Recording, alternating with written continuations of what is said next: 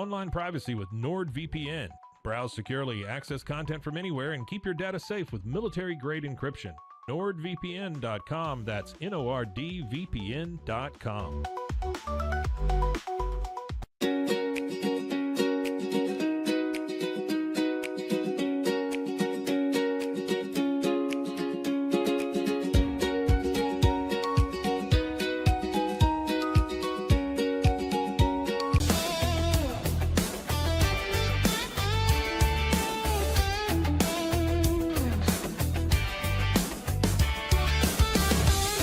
It's not just a glove, it's a 44 Pro. Crafted with dedication, made for performance, and built to last. Get your custom glove today at 44pro.com and experience the 44 Pro difference. That's 44pro.com, 44 Pro.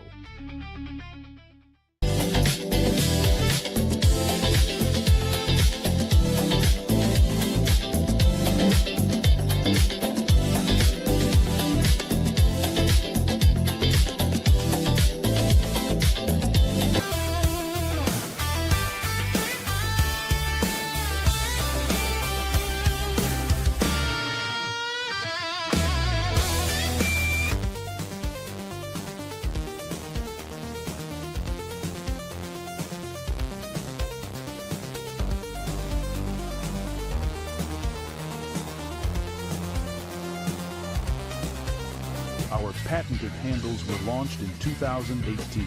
We continue to push the boundaries of strength training. Join us in making your training more natural and effective. Visit Engels90.com to learn more and revolutionize your workout.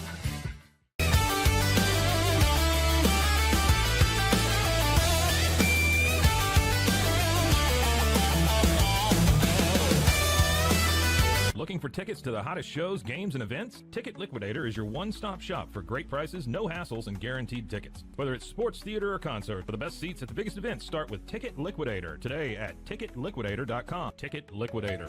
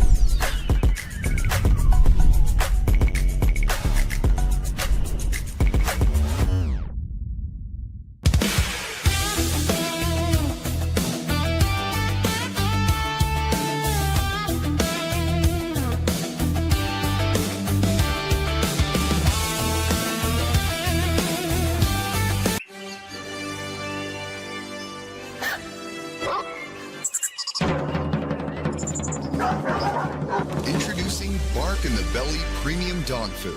100% of profits go to help dogs in need. Over 30% of adults struggle with chronic foot and joint pain, and many face mobility limitations as they age. But a revolutionary Comfort First slipper has taken the wellness world by storm. Try Cloud Slides and feel you are walking on the clouds. Cloud Slides.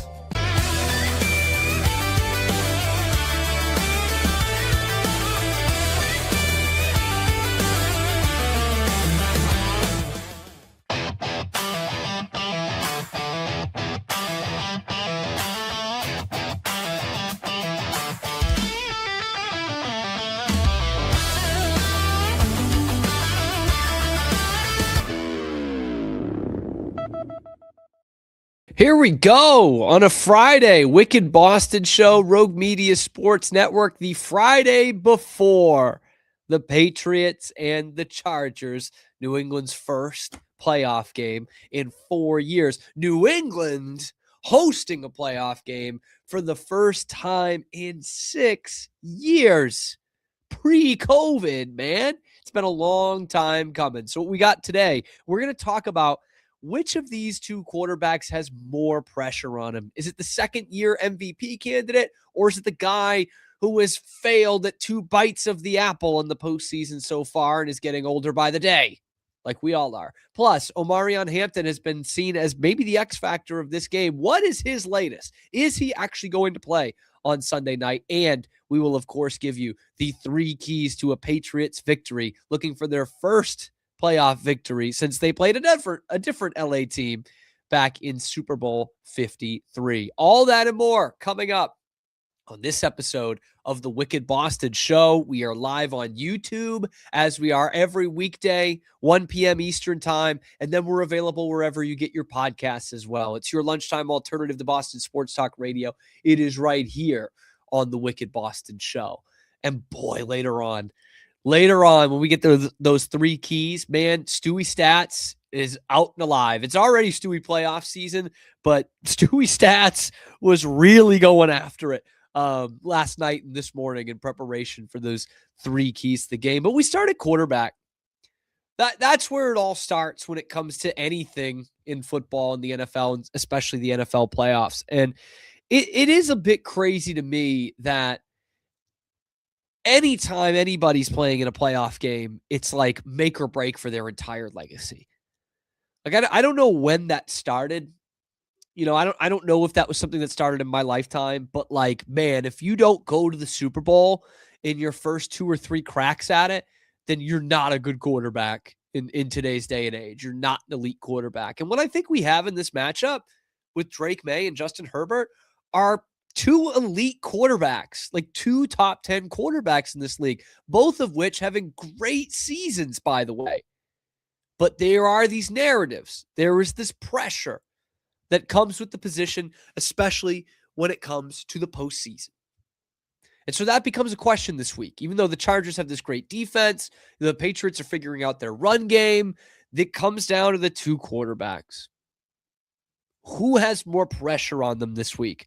Not literally, because they'll both actually have pretty good amount of pressure on them with these defenses and, in the Chargers' case, the offensive line they're playing with. But who has the more external pressure?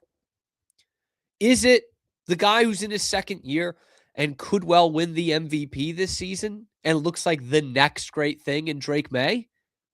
Well, in his second year, Patrick Mahomes certainly had that pressure on him.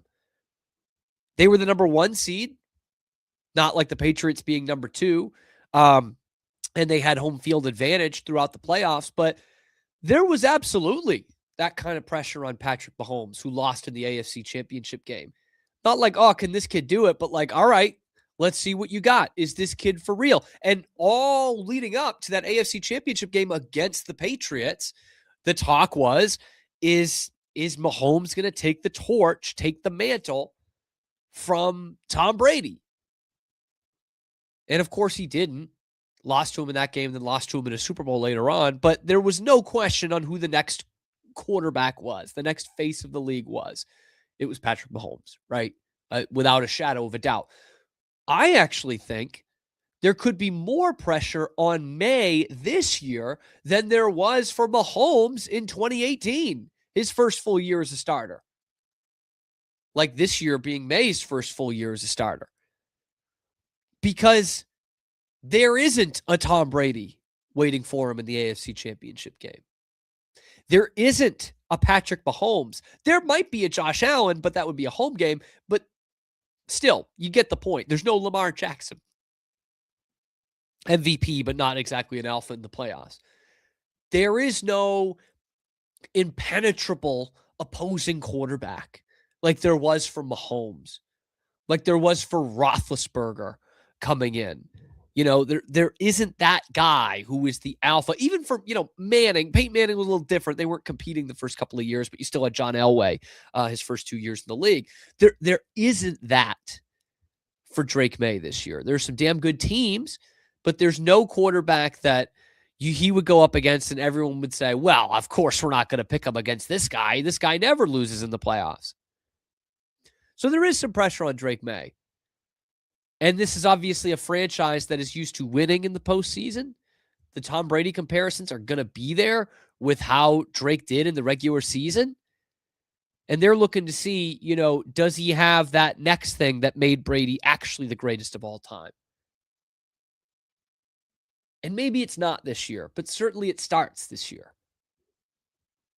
And then on the other side, you've got a quarterback who was seen as one of those kind of golden child QBs, not to the level of Mahomes necessarily, but a guy who was really highly rated, seemed to be the savior of this franchise, and has had a lot go wrong around him. And unlike Drake Maye, he actually has played in the postseason before. And he's 0-2. And he had a game where they had a 27-0 lead and they lost, and he threw 4 picks. I think more of the pressure is on Justin Herbert in this game. Even though Drake Maye had the better year, even though Drake Maye has a more complete team, especially looking at that offensive line in front of him versus what Herbert's dealing with, even though they're at home, even though they're the higher seed, the Patriots, I'm saying, even though all of that is true, I think there's more pressure on Justin Herbert because we put too much of this on the damn quarterback. And what they see is a quarterback that's 0-2 in the postseason. And here he is in year 6, right? Like it's supposed to be now. He's in his prime. This is when he's playing at a top 10 quarterback in the league, arguably a top 5 quarterback in the league this year kind of level. Yeah, the pressure is more on Justin Herbert in this game than it is on Drake Maye. Whether that's fair or unfair, what it is true. And I say it is unfair, but like that's where we are in 2026. If you're 0-3 in the playoffs with being a top 10 quarterback in the league, you are Dak Prescott. You're not even Josh Allen, who has won a couple of games here and there. You're Dak Prescott. Let alone being someone like a Mahomes or Matthew Stafford, who has won a Super Bowl. You're down in the pecking order when it comes to that. If you fall to 0-3 at age, 27, 28 here. So in terms of just the quarterback position, yeah, I think there's more pressure on Justin Herbert.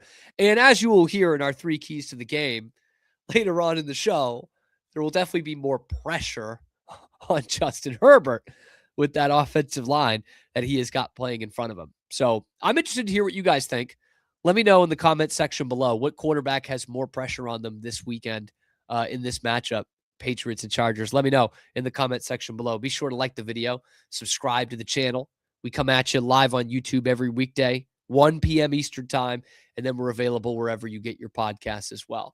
But man, am I just excited to be a part of this weekend for the first time in forever, to really be a part of this. It's the best football weekend of the year. You know, it's as much as I don't love kind of how long the college football season is now and how 2 teams don't get a bye like they used to in the NFL. Like I don't like those things in a vacuum, but can you ask for anything better than the way they've set it up? Man, a CFP semifinal that comes down to the final play on a Thursday night. You've got an even better CFP matchup tonight on a Friday. And then you have got NFL playoffs Saturday, Sunday, and Monday. That freaking rules. The only thing that would be better is if this Monday was Martin Luther King Day. I guess the next Monday, right? Or else you would have had it off from work as well. Some of you, I wouldn't, which is fine by me. But it's just get any better than this, man. And 2 old AFL rivals. We've got weather coming in. There's going to be some precip here in New England on Sunday night. Chicago is already bracing themselves for snow, for Packers Bears on a Saturday night. I mean, like, how much better can it get than that? I don't think it can, man. This is awesome. This is so fun, man. Which is why I do have to take a break from the NFL for a second. Okay, we will have Omarion Hampton injury update. We'll have our 3 keys to the game. But I got to take just a minute for baseball here because there was actually kind of a seismic move in the Red Sox offseason that happened this morning that technically has nothing to do with the Red Sox whatsoever. But a new report coming out of Arizona that the Diamondbacks are saying, we are not trading Ketel Marte this winter. And that's huge for the Red Sox. And you're thinking, why? Like, I know there were some Ketel Marte rumors, but how does that affect the Red Sox? Well, because Scott Boras is punching air right now. that the Diamondbacks have come out and said, you know what, actually, we're probably not going to trade Ketel Marte. Because what that means is they're not signing Alex Bregman. And they've kind of made that clear. They said, the Diamondbacks said, like, if we don't trade Ketel Marte, we're not going to have the money to go out and sign Alex Bregman. And now they're saying, oh yeah, we're not trading Ketel Marte.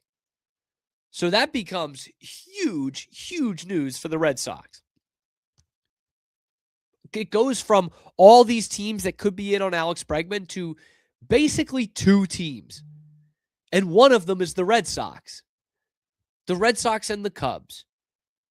And as we heard from Jackson Roberts, our Red Sox expert yesterday, it's not a need for the Cubs this year like it is for the Red Sox.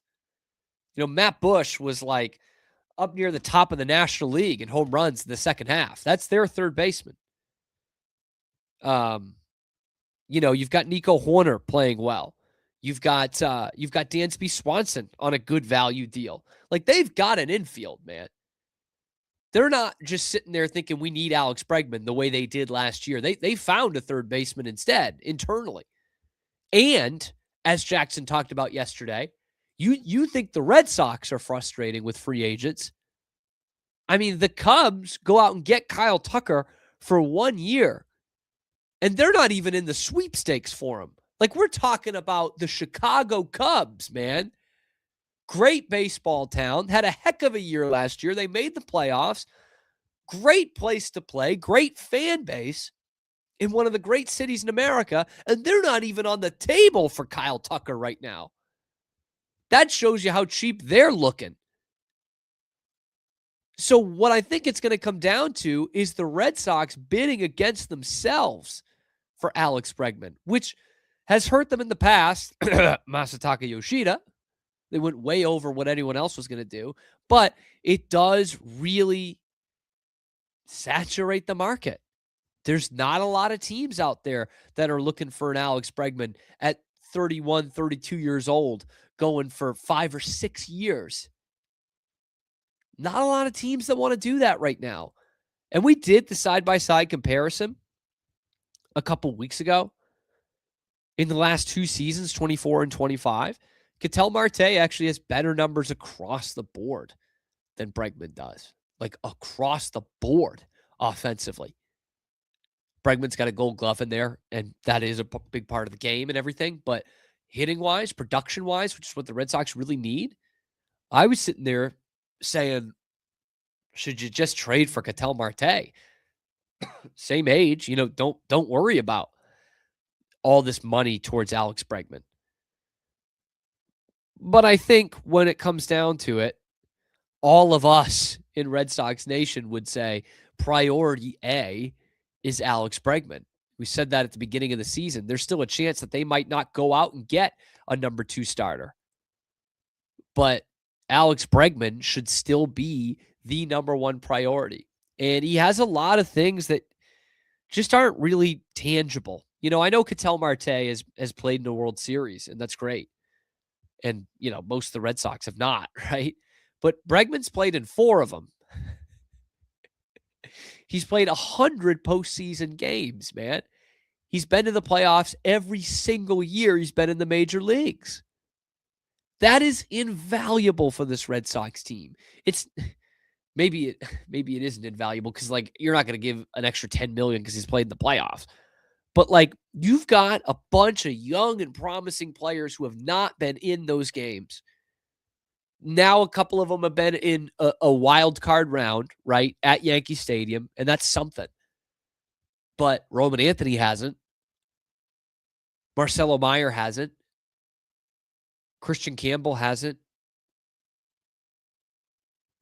You know, I mean, like, Garrett Crochet's pitched in one, and it was great. But you've got a bunch of guys with 3 games of postseason experience. You know, Trevor Story hadn't played in a lot of playoff games. Jaron Duran's played in 3 playoff games. William Abreu hasn't really played in the playoffs, right? Crochet's made 1 start. Bayo's made 1 start. You need a guy like that in your clubhouse, especially what we heard all season long. about how much of a help Bregman was for not just the young players, but for the coaches as well. It's your manager's favorite player. And you've got a fan base that is sitting here looking and seeing that they're the only team in Major League Baseball that has not signed a free agent. And they've been through the last couple of off seasons. They're thinking, can we spend some freaking money here? We're the GD Boston Red Sox. Okay, and I'm of a vintage here that isn't terribly young anymore. You know, people who are a couple years older than me, even, we've been watching baseball for 20 plus years. And with the Red Sox, they've always been wise at who to not pay until the last couple of years. I'm talking guys like, Mo Vaughn, icon in this town, but then his career breaks down with the injuries right afterwards. Nomar, same thing. I mean, icon in Boston that they let walk, and then his body started breaking down. And damned if I'm not going to say it, but Dan Duquette would have been right if Roger Clemens wasn't sticking roids up his ass. He would have been right about that too. His career was breaking down.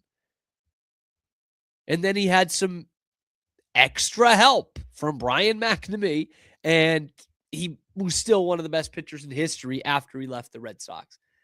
They've had some moves where they didn't pay the right guys. Carl Crawford, Pablo Sandoval, Hanley Ramirez to a certain extent. They've had those. But the theme of it until the last few years is they haven't been afraid to spend money. And for the most part, the overwhelming majority of those guys who went on afterwards and weren't paid by the Red Sox did not have illustrious careers. In fact, the only one of my lifetime before these last couple of seasons, the only one the Red Sox let walk and had a great career without steroids was Adrian Beltre. That was the only one. And my fear is that Alex Bregman will become another Adrian Beltre and have this second act. Beltre needed a one-year deal. That's kind of the difference. He needed a one-year deal after that Seattle contract. Bregman didn't. He opted out after one, and he's not a risk like Beltre was. One good contract year. Oh, is he going to do it again? But you look at the last couple of seasons, Red Sox let Kyle Schwarber walk. How the fuck did that turn out? Since leaving the Red Sox, he's got more home runs than anybody in the National League. Anybody. More than Ohtani, more than Bryce Harper. He's got more than all of them. I mean, Ohtani played 2 years in the National League, right? That's not fair. But he's coming off a 56 home run season. You whiffed on that. You wanted Masa Yoshida instead. You whiffed big time. Obviously another one being Mookie Betts. Oh, but you got Alex Verdugo and Connor Wong. Great. He's still been pretty good. Mookie Betts. He's won 3 World Series since then, and he's been a key contributor in all of them. So it's like, man, when are they going to get back to what they were in the 2000s and 2010s? Smart money, big money, but mostly smart money. You're bidding against yourselves here. There's no reason to not get Alex Bregman signed on board here for 5 years. I know you don't like paying guys in their 30s. I get it. But everyone else that's winning around Major League Baseball is doing that. And you are in what shapes up to be basically a no-fail situation with this Ketel Marte news that you should be able to go out and get Alex Bregman. But maybe that's just me. Let me know what you think in the comment section below. Be sure to like the video. Subscribe to the channel. We come at you live on YouTube every weekday, 1 p.m. Eastern time, and then available wherever you get your podcasts as well. It's your lunchtime alternative to Boston Sports Talk Radio. It's right here on the Wicked Boston Show with Cam Stewart. When we come back, we're shifting our focus back to the Patriots a bit. The X factor in this game. Is he even going to play? Let's give you the latest next on the Wicked Boston Show.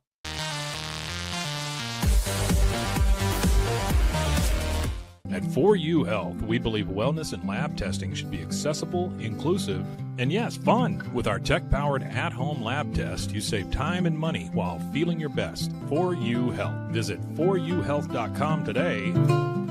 With a focus on performance, design, and customer service, we're here to help you work smarter, not harder. Join us on our journey to simplify your world. Visit acasis.com today. That's ACASIS.com today. Polo Neuro is a new kind of wearable that helps your body recover from stress, that helps you calm down and feel better. You sleep better, and you can get back to being yourself. Learn more at apolloneuro.com.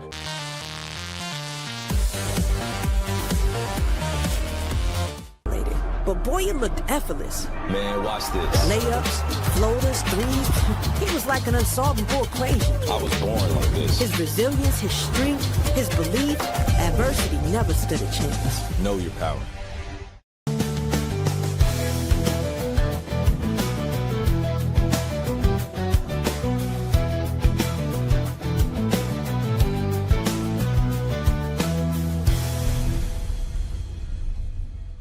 Introducing Muck-Off's classic pink bike cleaner, powered by revolutionary nanotechnology that breaks down dirt and grime on a microscopic level while protecting your bike's delicate finish. us.muc-off.com. The U-Like Air 3, launched in 2023, ushers in a new era of sapphire ice cooling technology, offering nearly painless hair reduction in just 3 weeks. That's ULIKE.com. U-Like.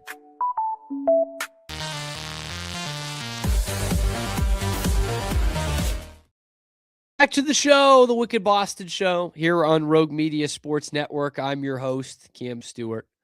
It's my name on it. Zach Burke is behind the glass, keeping us on the air every weekday, 1 p.m. Eastern time, and then available wherever you get your podcasts as well. We've gotten to that point in the week in preparing for Patriots Chargers where we're just glued on the injury report. You know, we've heard all the narratives, all the stories throughout the week, and now it's about the injuries, right? Who's practicing? And with the Patriots on their side of things, it's not a huge injury concern, but rather an illness that's going around the locker room. Heard it from several reporters throughout the week. It's not really affecting kind of some of their main guys, a lot of reserves, backups. But Morgan Moses didn't practice on Wednesday. He was back on the practice field yesterday. That's your starting right tackle. And today, Karius Tonga, who's trying to come back from a foot injury, and Travion Henderson, big part of this game and the Patriots offense in general, were limited / really not practicing today. They were on the practice field, but weren't like participants in practice. That's where we gotta sift through all of it when it comes to injury reports on a playoff week. The other big name, the X factor that Mike Debate gave us for this week, is Omarion Hampton. And that is the big name that the Chargers fans are monitoring here this week in practice, whether Omarion Hampton is going to play or not, the rookie running back out of North Carolina. And it's a guy who's been on IR most of the year, came back in December, kind of took an ankle injury along the way, and has been really limited this week. Did not practice on Wednesday, was kind of on the practice field, very limited participant, only in drills on Thursday. The latest report for you as of this hour from Daniel Popper, who's an athletic reporter covering the Chargers, is that Omarion Hampton was on the field. He is wearing a big brace, but he was on the field for practice. If this was not a playoff game, Omarion Hampton wouldn't be playing. He would not be out there and a part of it this week. It sounds like, from what we're hearing from the Chargers people, the signs are pointing to him being dressed and being out there. Time is a flat circle, though, because what it feels like is you've got a banged up quarterback.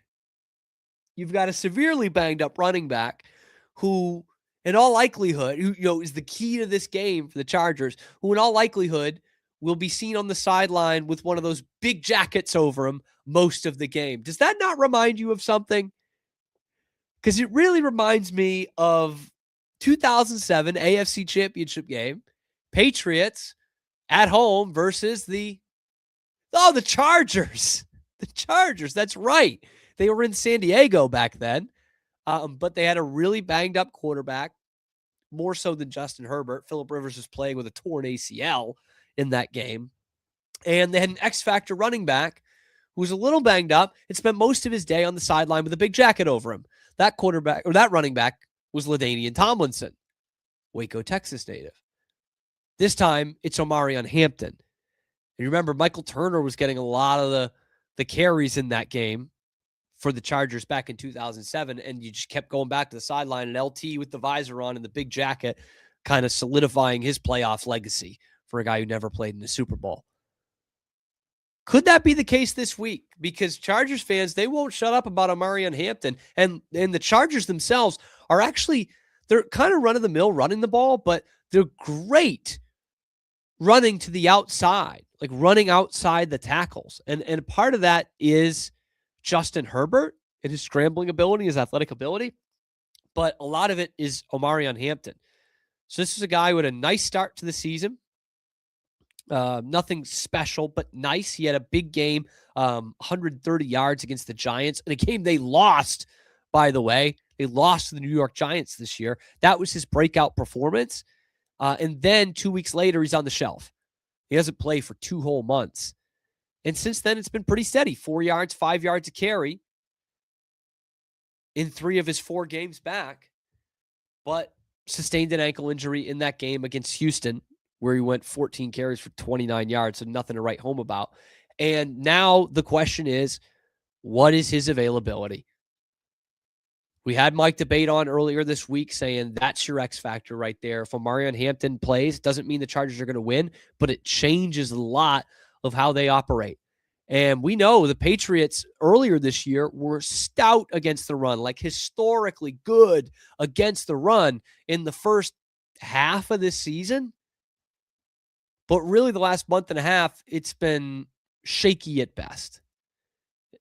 You know, they did all right against the Jets and the Dolphins, but that's the Jets and the Dolphins, man. Like that, you do take into account the competition a little bit at the end of the season. They have not been too stingy running the ball, but there is something that could open it up for the Patriots' run defense to get back to where they were earlier in the season. We'll check on Robert Spillane. Milt Williams is back healthy, but there is something with the Chargers that would lead you to believe that the Patriots could be stingy against the run this week. But that's all part of our 3 keys to the game. So here's what we're going to do. When we come back after this very short break, we are going to give you the 3 keys to victory for the New England Patriots to win their first playoff game since winning the Super Bowl back in February of 2019, and why they should feel pretty good about this game, and why some people are really overthinking a lot of it. We'll tell you those 3 keys coming up next on the Wicked Boston Show.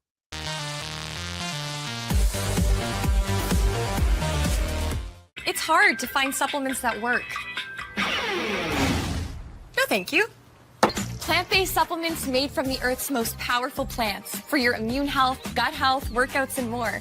Find out more at auraorganic.com.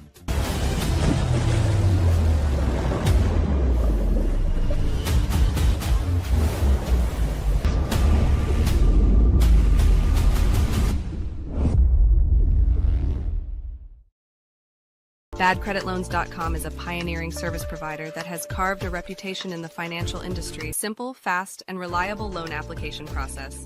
And its commitment to responsible borrowing makes it a trusted partner in the journey towards financial stability.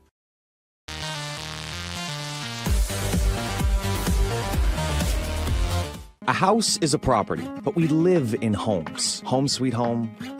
Homes where the heart is. We aim to deliver the best home buying and selling experience so you can spend less time real estating and more time living. With Ease US, make studio quality voiceovers for your videos online in over 149 languages and dialects. Never been easier to create professional grade videos and voiceovers. Try it today at easeus.com. That's EASEUS.com. Ease US.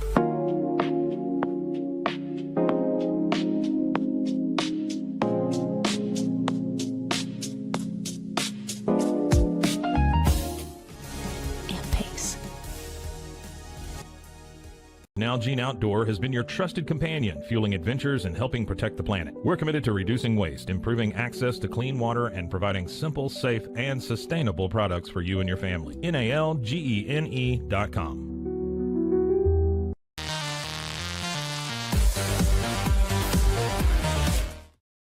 Welcome back. Wicked Boston Show, Rogue Media Sports Network. Your host, Cam Stewart, Zach Burke behind the glass, keeping us on the air 5 days a week, live on YouTube, and then wherever you get your podcasts as well. We are here. Man, we have been breaking down, previewing Chargers, Patriots all freaking week. It's going to come down to these three things that we're going to talk about in just a minute. Big boost for the Patriots. Robert Spillane apparently is going to go. Full participant in practice. Says he's feeling great, ready to go. We're still kind of trying to figure it out with Omarion Hampton on the other side, but here we go.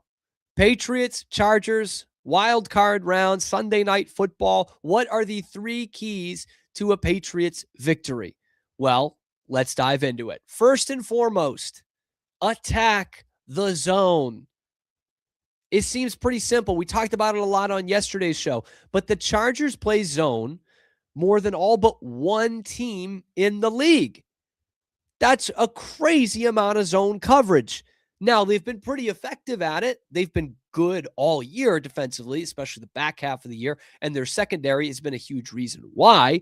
But when it comes to this matchup, styles for fights kind of thing, this is a big advantage to the Patriots.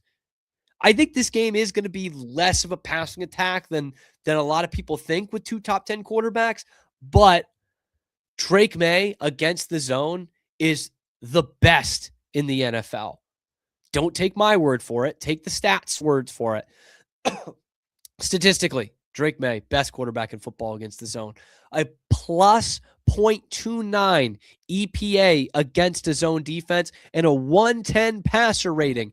Both of those lead the NFL this season. I said it all in the show yesterday.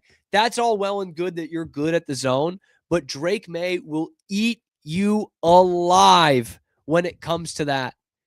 Just will pick you apart if you're just going to sit in a zone defense all day. And their run attack, which we'll talk about later on in the keys, is also in a good position going up against two high safeties. Like, excuse me. The Chargers have clearly been good with it all season. Like I said, they don't give up a ton of explosive plays.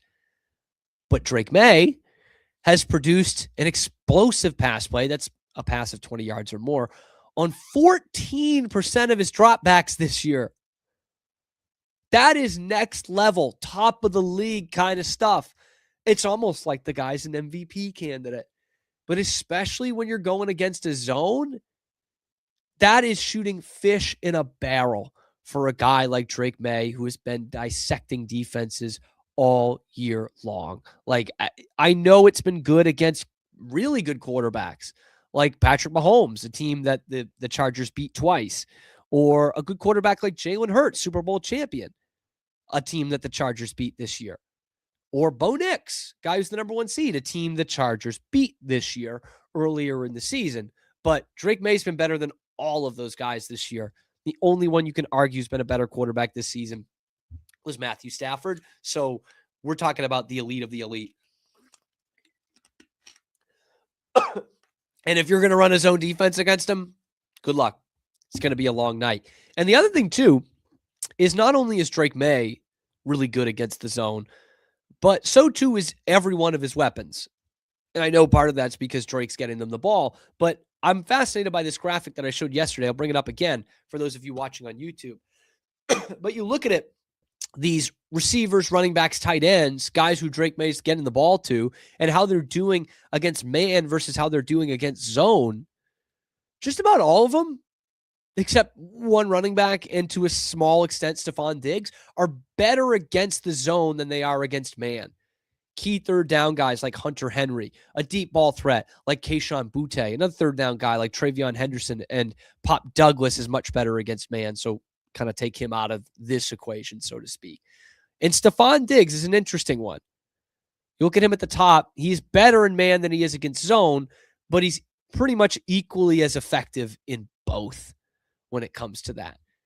And I did find that interesting when I read through it yesterday, because it's like, you could say that Steph is better against man than he is against zone. Statistically, that's true. But like, I'm talking about a 31-year-old receiver who's been in these games, who's been a 1,000-yard guy for years, veteran, effective receiver. You don't think he can sit down in the soft spot of a zone and be open? I think he'd be pretty damn effective. And he's going to need to be effective in this game, Stephon Diggs. It kind of goes without saying, right? Your number one receiver needs to be good in a big game like this. But you see what he has done in big games this season. What I would classify as big games. I'm talking, prime time, and I'll include the second Bills game in there. That's what I've done. 5 big games this year. Stephon Diggs has shown up. In those 5 games, 34 catches and 341 yards. So what that tells me is he's a first down every time he touches the ball. And he's going to do that 7 times a game. That's 7 first downs in a game based on just off the numbers. And he is going to be massive for the Patriots in these methodical drives, which is what they're going to need. Like, both these defenses are bend but don't break, which we used to use as almost like a bad term. Like, oh, they're not that great. They're just a bend but don't break. But really, as we've seen in the NFL the last 15, 20 years, like that's what the best defenses are for the most part. You get your Legion of Boom defense. You get your 2015 Broncos defense. You get one of those every once in a while. But for the most part, it's bend but don't break defenses, like the Chiefs the last couple of years, like the Rams were, like both the Patriots and the Chargers are this year. What the Chargers want you to do is go 14 plays down the field, just like we saw with those Belichick defenses for a long time. Keep it in front of you. You'll have to go 13, 14 plays against us. And when that does happen, there's a higher likelihood of you taking a sack, you taking a penalty, you making a negative play, and all of a sudden you're behind the sticks, and that plays into our advantage. So when it comes to that, Stephon Diggs is going to be huge because he's the veteran on the team that is going to take what the defense gives him. Find the soft spot in the zone, sit down, catch the ball, yak, first down.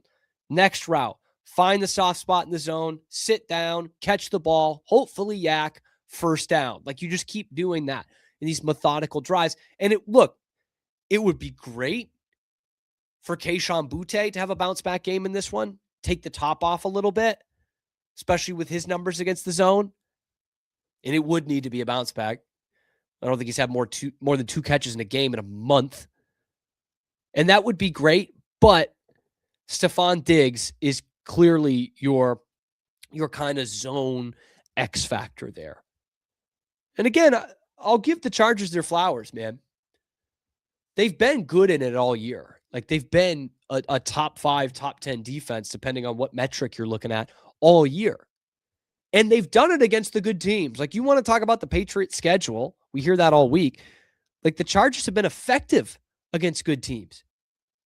They're 3-0 against the teams that made the Super Bowl last year, and they didn't give up more than 3 touchdowns in any of those games.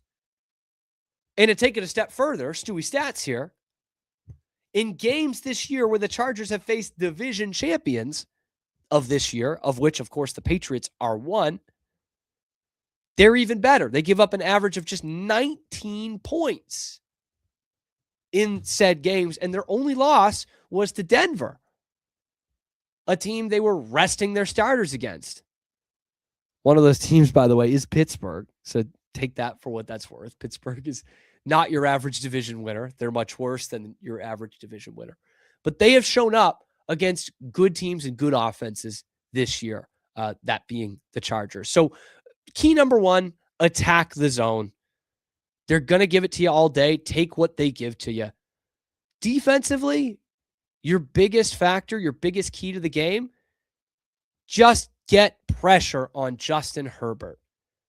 And I know that's vague, right? There's nothing tangible about that necessarily. We get the numbers after the game. And obviously, that's kind of a key for every game.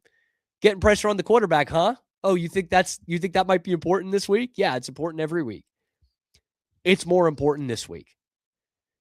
It does not take an expert to see what the Chargers' biggest weakness is. It's their offensive line. It's their patchwork, battered, bruised, put together by silly string and scotch tape offensive line. They're a team that has built themselves around their two elite tackles the last couple of seasons. Joe Alt, Rashawn Slater. They've been out basically the whole year. They're not coming back. They're not walking through that door, as Rick Pitino would say. And as a result of that, they've been one of the worst teams in the league against a pass rush this year. In fact, they have the highest pressure rate allowed of any team in the league. They have the worst pass block rate of anyone in the league. And Justin Herbert was the third most sacked quarterback in the NFL. Just one off the top spot. There's a tie between Cam Ward and Geno Smith, by the way. Those are two awful teams in Tennessee and Vegas. He's also seven. This is just a nice, fun note. He's 7 sacks ahead of fourth place most sacked quarterbacks, which is Drake Maye. Yeah. So all that to say, the Chargers stink at protecting the quarterback. Just stink. And look, I get it. When you look at the Patriots on the other side, it's not exactly the steel curtain or the purple people eaters when it comes to the pass rush that you're throwing at them. They're right at about league average in all those categories.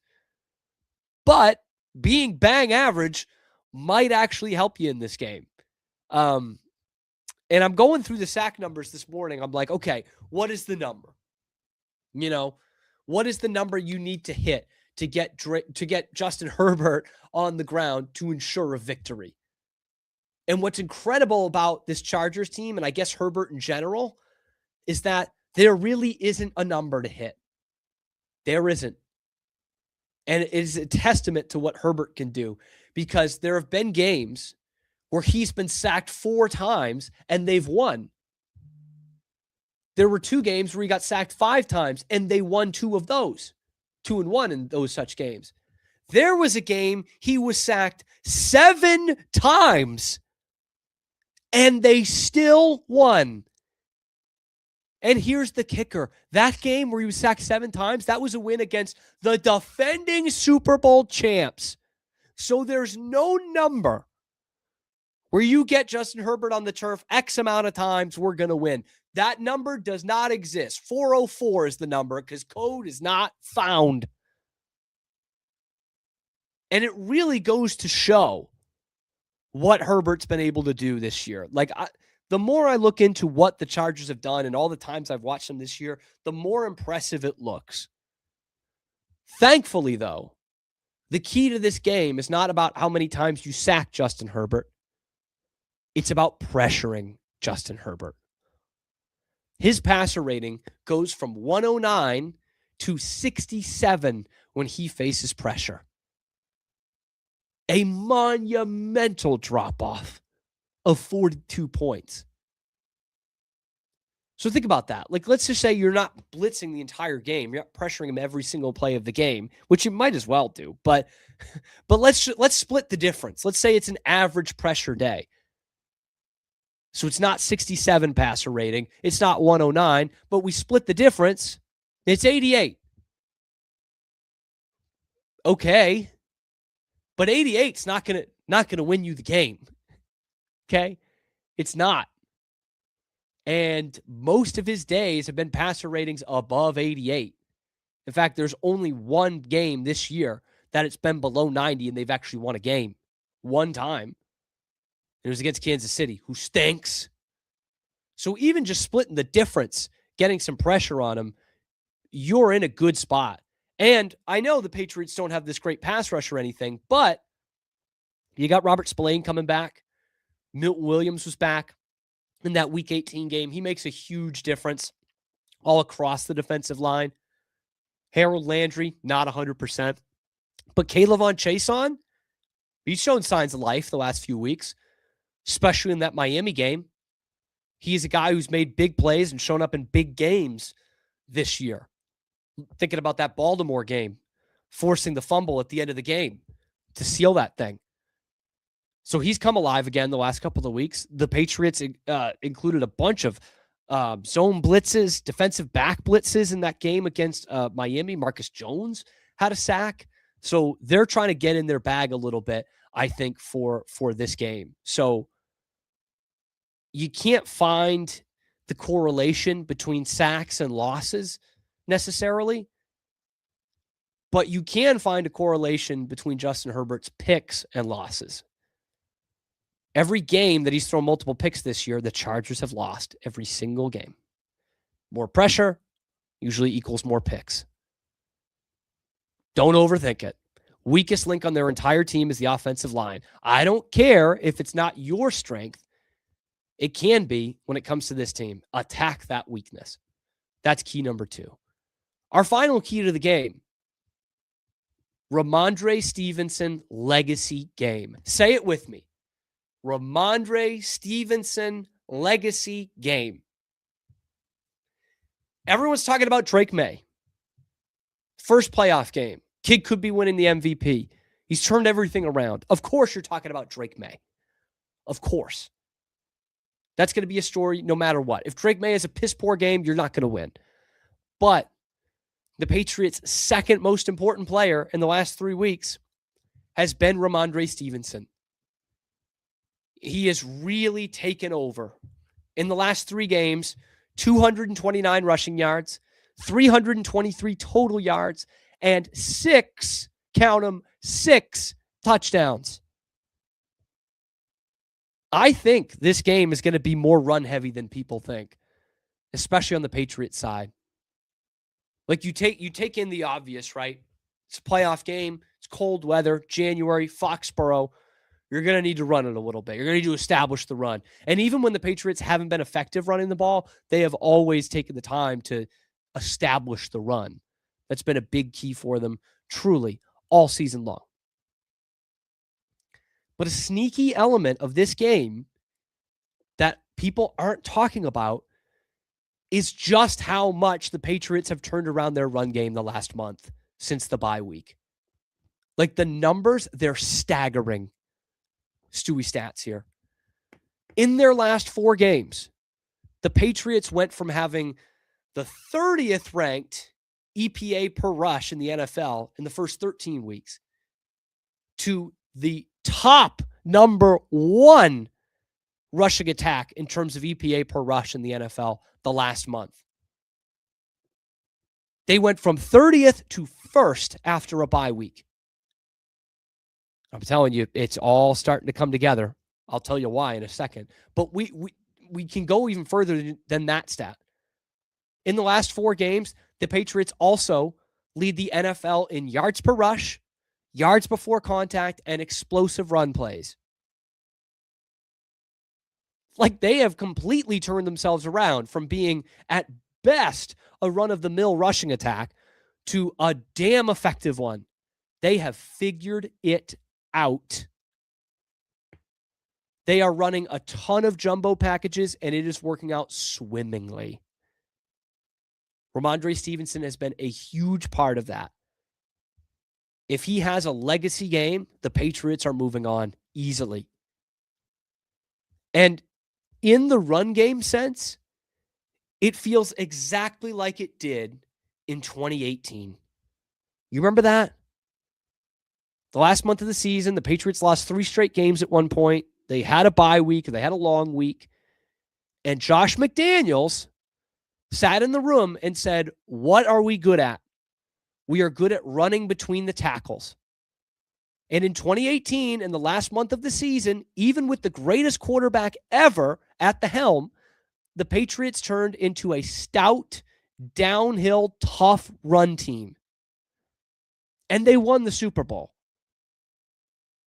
And not only that, who did they play in Foxborough in their first round as the 2 seed? The Los Angeles Chargers. Time is a flat circle. Drake Maye is obviously the most important player for the Patriots. And if he sucks, they suck. But he genuinely might not be their most important player on Sunday. Ramondre Stevenson legacy game. And if that dude fumbles, man, if he fumbles and brings that back, I'm going to blow a gasket. Put this shit behind you, man. Please. So after all of that, we're finally in the last show, the last moments of the last show before the Patriots playoff game. We've talked about it all week. Patriots, Chargers, we've looked at it from every single angle. The bottom line is this. Don't overthink it. The Chargers suck in the trenches. Suck. The Patriots are more effective running the ball. They have the better quarterback who also just feasts on these kinds of defensive schemes that the Chargers are going to throw at him. And they're playing at home in cold weather against a dome team. On top of that, the Chargers drop from third in the NFL in third down conversions all the way to 12th in the NFL when they play on the road. I would say it's about crowd noise and that new offensive line, but we know there's plenty of crowd noise getting up for the other team when they're playing at home as well. Don't overthink this. When have we ever gone into a playoff game and said, oh yeah, that team that doesn't have the better quarterback and is on the road and is way worse in the trenches, that's the team that's going to win? Never. We never say that. Especially when it's a dome team going to the East Coast outdoors in January. We never say that. The Chargers are tough. They are. And they're a good, talented team. And they're well coached. But they don't check any of the boxes that you like in a playoff game. The Patriots are going to win the football game. They're going to have a home game next week. And we're going to be breaking it down and previewing everything that will be to come on the Wicked Boston Show here on Rogue Media Sports Network. It'll be with me, your host, Cam Stuart, and our assorted guests throughout the week. Every weekday, live on YouTube at 1 p.m. Eastern Time, and then available wherever you get your podcasts as well. So thank you to Zach Burke for keeping us on the air. Thank you to all of you tuning in. Let me know your score predictions in the comment section below. Patriots, Chargers, Sunday night. How jazzed are you, and how's it going to shake out? Let me know, and we'll see you on Monday on another edition of the Wicked Boston Show with Cam Stewart.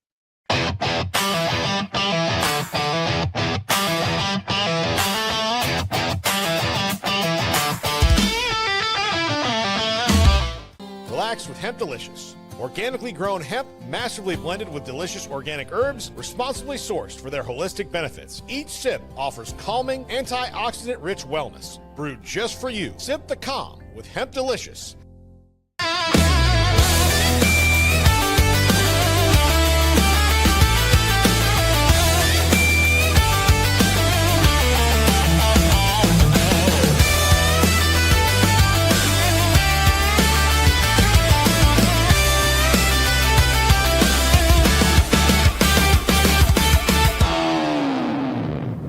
At Open Goal USA, we're revolutionizing training for both soccer and lacrosse with our innovative portable rebounders. Perfect for players of all ages and skill levels. Visit OpenGOAAALUSA.com and elevate your training today.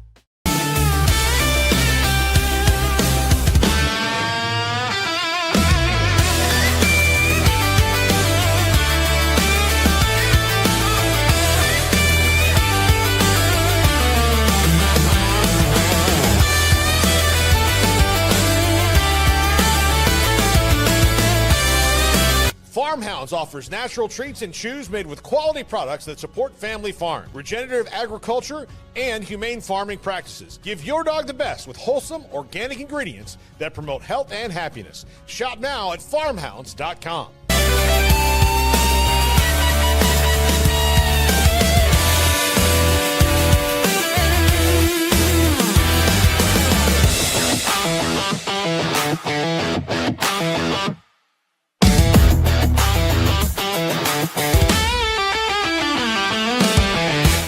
Get paid faster with Bill, the easiest way to send, receive, and manage your payments. No more delays, no more hassle. Whether you're a freelancer or a business, Bill makes payments seamless and secure, simple, fast, and reliable. Sign up today at Bill.com.